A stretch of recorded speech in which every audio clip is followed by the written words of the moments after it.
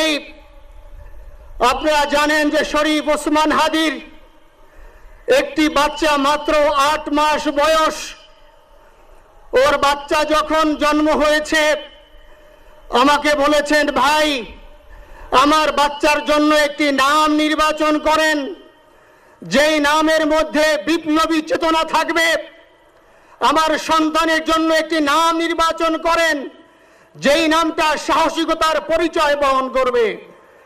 আমি অনেক যাচাই বাছাই করে ওর সন্তানের নাম দিয়েছিলাম ফিরিনাস, বিপ্লবী এবং সাহসী।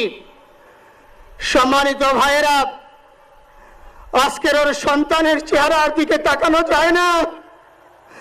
আজকের আমার মা প্রায় পাগল হয়ে যাচ্ছে, জ্ঞান হারিয়ে ফেলছে। আমার ভাই বোন তারা পাগল হয়ে যাচ্ছে। আমার 6 ভাই বোনের মধ্যে সবচেয়ে ছোট ছিল শরীফ ওসমান হাদি। আজকের তার লাশ আমার কাঁধে বহন করতে হচ্ছে।